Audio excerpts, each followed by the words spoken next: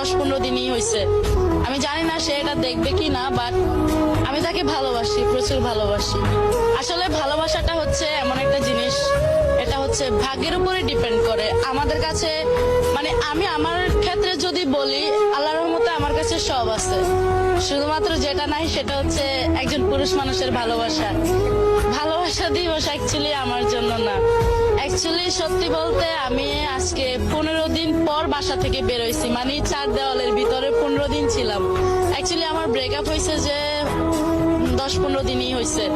তো আমার ফ্রেন্ড আমাকে অনেক বলতেছে বের হওয়ার জন্য, যে কালকে ভালোবাসা দিবস। অ্যাকচুয়ালি এটা আমার জন্য না, তাও চিন্তা করলাম যে যেটা চলে যাওয়া সেটাকে আমরা যতই চেষ্টা করি সেটা ধরে রাখা সম্ভব না। তো সবকিছু বাদ দিয়ে নতুন করে শুরু করতে হবে, এইটা চিন্তা করে বের হয়ে গেছি। আজকে যা শুট করব চলে যাব, কালকে আর বের হব না আমি। তার জন্য আসলে আমার কোনো মেসেজ নেই, কারণ সে যদি আমাকে ফিল করতো বা ভালোবাসতো, তাহলে সে আমার খুব বাজে অবস্থার মধ্যে আমাকে ছেড়ে চলে গেছে, রেখে চলে গেছে। আমি জানি না সে এটা দেখবে কি না, বাট আমি তাকে ভালোবাসি, প্রচুর ভালোবাসি। দেন আমি তাকে কখনো ভুলতে পারবো কিনা আমি জানি না। ভুলে যেতে হবে, না ভুলতে পারলে তো মনে করেন লাইফ গোছানো যাবে না, সম্ভব না এটা। আমরা তো আর একজনের জন্য ক্যারিয়ার শেষ করে দিতে পারবো না।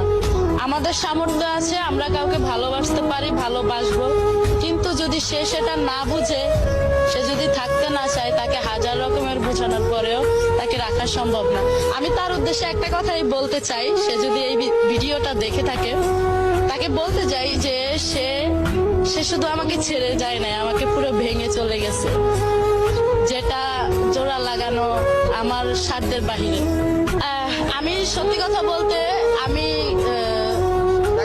তার সাথে যখন আমার ব্রেকআপ হবে এমন একটা অবস্থা, তখন আমি আসলে আমার ফোনে এখনো ছবি আছে, আমি দেখাইতে